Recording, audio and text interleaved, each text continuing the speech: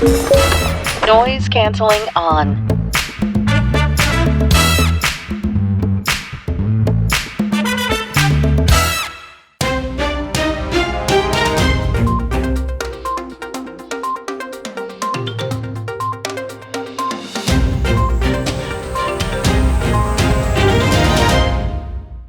Bonsoir et bienvenue dans cette nouvelle édition de l'Info Soirée. Nous sommes le lundi 2 mars. Voici les titres. 2 élèves de grade 5 accusent leur enseignante d'avoir été violente envers eux.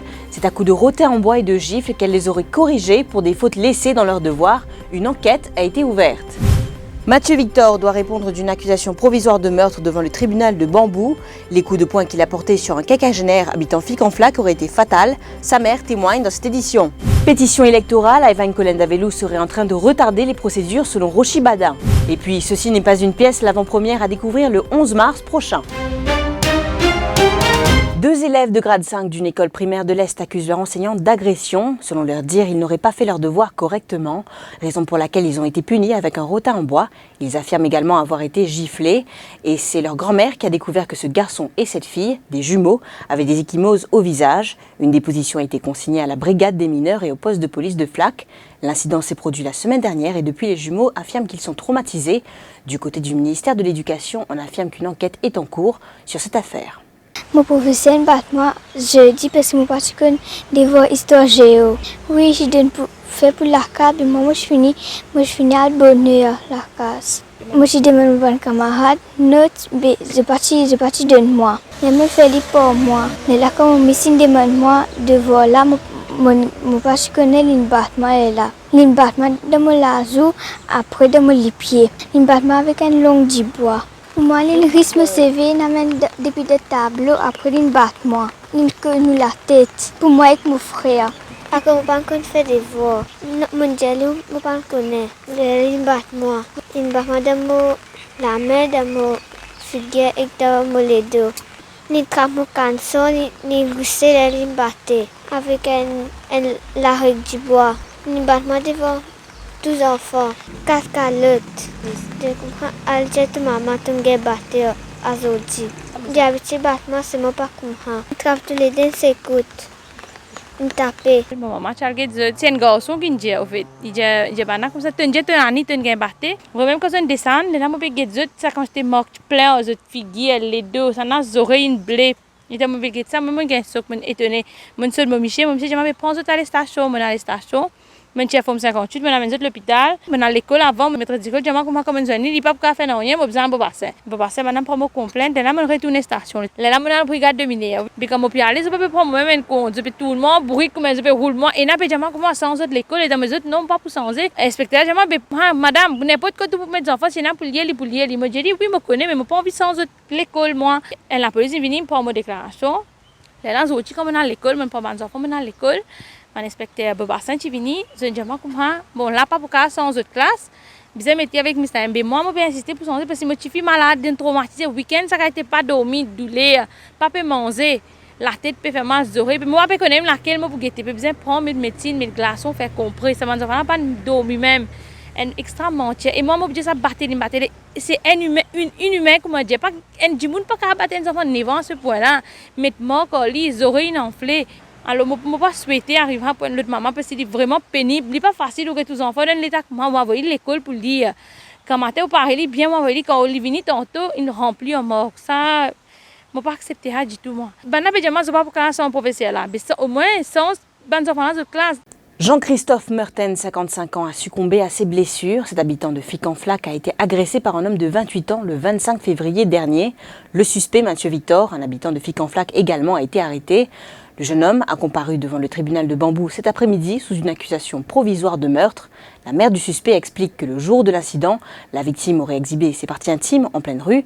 Son fils lui aurait alors infligé 2 coups de poing au visage. Selon elle, Jean-Christophe Meurten n'aurait pas subi de blessures après les coups de poing que son fils aurait portés au quinquagénaire. 6h10, tous les jours, moi qui demande mon garçon de l'autre côté là-bas, pas trop loin. Ça nous allait, mon gars, quand il dit ça, mon casse compte, mon tout, un monsieur qui peut aller devant, un petit peu loin au moins. Et tant qu'il me un derrière, moi, tout lui retourne à l'arrière, mon fini, commence pas bien, me finit pressenti qu'il se voit, après me dire non. Peut-être, mon idée qui peut dire ça. On continue à avancer, Moi aussi, et un monsieur mec, moi, bien rentre pas contre mon garçon, on est tous les venus, on rentre dans le chemin là, dans le beau, maman coupe venir un petit peu loin, il prend ce chemise, il met une chemise à carreaux verts, il prend ce chemise, il lève là-haut, il tourne, on est comme, maintenant, mettre deux coups dans ce cigare, comment je fais piquer ça là-haut, comme ça, il met ça comme ça, il guette gauche, il guette droite, il guette il a trois côtés, du monde capable de guetter, il n'y a pas trop personne, il descend sur le carreau, il a déjà dit tout pour qu'on y ait au moins là. Mais à la police.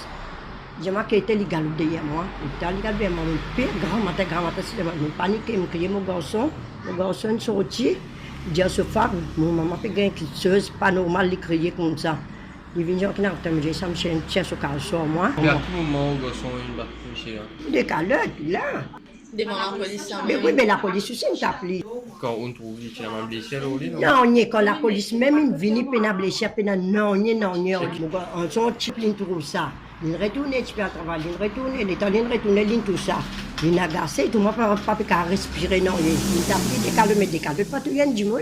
Quand il t'a pris des calmes, c'est là, il te m'emballe, là. Non. Thomas Cizé, mais oui, Thomas Cizé. La police. Sur la tête, il t'a non, Thomas Cizé, comment sur la tête. Là, donc, voilà.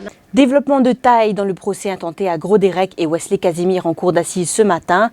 Le représentant de la poursuite, maître Denis Moutou, a révoqué l'immunité accordée à Achich Dayal dans le cadre de cette affaire. Cela après que ce dernier a plaidé à l'oubli lors des multiples questions de la poursuite. L'affaire reprendra le mercredi 4 mars prochain avec l'audition des autres témoins.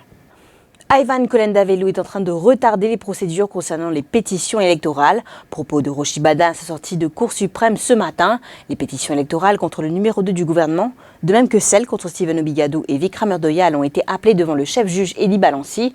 Toutefois, les hommes de loi d'Ivan Kolenda-Velou ont essuyé un revers devant le chef-juge. Cela découle d'un affidavit fraîchement jugé par le numéro 2 du gouvernement. Les tentatives pour convaincre le chef-juge de mettre en veilleuse les pétitions concernant le leader du ML n'ont pas abouti. L'affaire a été renvoyée au 23 mars prochain, de même que pour les autres pétitions. Non, ce qui s'est passé dans le cas de Siouchen, c'est très clair. Nous nous disons qu'ils ont servi de dealing tactique et la Cour donne pour faire les autres bandes documents. Mais là, le chef juge il fait ça bien clair qu'ils ont besoin de faire les autres bandes documents le 23 mars. Okay. Finalement, si vous faites un rien pour payer, ou ça pour casser. Mais vous avez les caisses là, dès l'avant, on va comprendre que fait pas pétardé ça, moi. Colin avait lu pétardé ça. Il a besoin de faire ce qu'il normalement fait dans la Cour. Mais on va continuer le 23 mars. Vous pouvez expliquer bien sa move de constitutional case qu'il essaie de faire là? Moi, je dis franchement, je ne pas même de quatre grosses constitutional case. Beaucoup de gens non, ils pouvaient faire constitutional case. C'est la raison que fait nous non, pour faire les autres cases, sauf le cas de Siouchen dans l'affaire pétition électorale aujourd'hui. Bien sûr, dans les autres cases judicial review qui nous mettaient, mais ça, judicial review n'a rien à faire avec pétition électorale, c'est clair.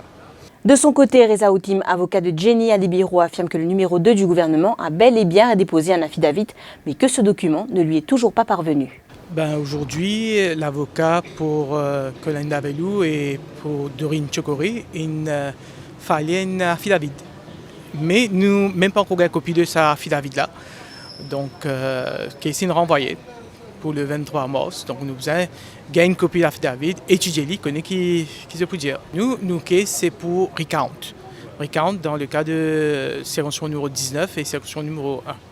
Quel est le move maintenant après que le Parlement donne un ruling concernant une notice qui finit servir là? Comme on dit, on va avant tout guetter le contenu de l'affidavit.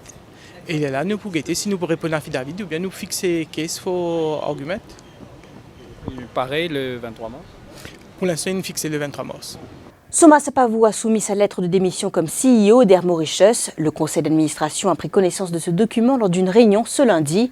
Un communiqué de la compagnie d'aviation nationale est attendu. Selon certaines sources, Soma Sapavou n'était pas sur la même longueur d'onde avec d'autres membres du board. Il aurait également émis des réserves sur l'institution du Transformation Steering Committee. Ce comité, mis sur pied en janvier dernier, a pour mission de se pencher sur le business model et l'orientation de la compagnie, un sujet sur lequel Soma Sapavou travaillait déjà, selon ses dires, dans ses différents discours. La troupe de théâtre du lycée Labourdonnais vous donne rendez-vous le 11 mars prochain, soit mercredi prochain, afin de découvrir en avant-première la pièce qu'ils présenteront lors d'un festival en France. Il s'agit du Festival international de théâtre lycéen francophone de Saint-Malo, aussi appelé le Festival lycéen sur les planches, qui se tiendra du 23 au 27 mars prochain au théâtre. Cette pièce a été inspirée d'une œuvre de Omar Timol, intitulée Le journal d'une vieille folle. Ce qui nous amène à la fin de cette édition de l'Info Soirée. Merci de l'avoir suivi. Bonne soirée. L'info en continu sur le www.defimedia.info.